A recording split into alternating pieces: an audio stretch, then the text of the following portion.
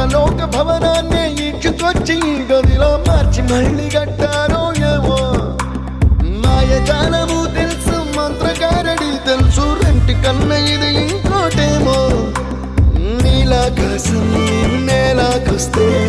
ఇట్టాగే ఉంటాదో ఏమో ఈ సంతోషం దాచాలంటే హృదయాలు ఓ వంద కావాలేమో ఇంతందంగా ఉంటుందా ఈ లోకం ఇన్నాళ్ళు ఈ మనసుకి తెలియాలేదే పాపం